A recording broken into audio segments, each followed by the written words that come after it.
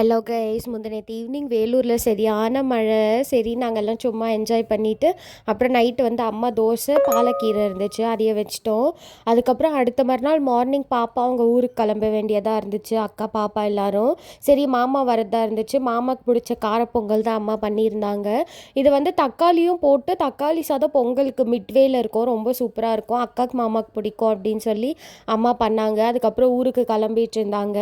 வரப்போ ஃபேனு, அவளோட ட்ரெஸ்ஸுங்க, அவளோட சேரு எல்லாமே எடுத்துகிட்டு வந்தாங்க. பிகாஸ் பாப்பா இந்த டேபிள் ஃபேன் இல்லாமல் தூங்கவே மாட்டா. திரும்ப போகிறப்போ எல்லாத்தையும் தூக்கிட்டு போகிறது தான் பெரிய டாஸ்காக இருந்துச்சு. அதனால தான் மாமா வந்திருந்தாங்க. இல்லைனா நானே வண்டியில் கூட எடுத்துகிட்டு போய் விட்டுட்ருப்பேன். சரி இவ்வளோ பொருள் இருக்கே அப்படின்னு சொல்லிட்டு வந்திருந்தாங்க. எல்லாத்தையும் ஒன்று ஒன்றா நாங்கள் எல்லாருமே எடுத்துகிட்டு போயிட்டும், இன்னும் ரொம்ப இருந்துச்சு.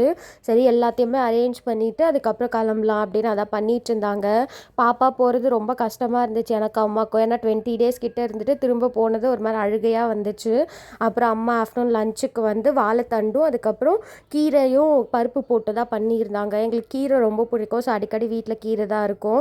அப்புறம் ஈவினிங் சந்தியாக்கா பாப்பா அங்கே ஜெனிஷா ஜெவிஷா வந்திருந்தாங்க. அவங்க கூட தான் விளையாடிட்டு ரொம்ப நேரம் டைம் ஸ்பெண்ட் பண்ணிட்டு இருந்தோம். 2 பேரும் ட்வின்ஸு, அவ்வளோ க்யூட்டாக இருப்பாங்க.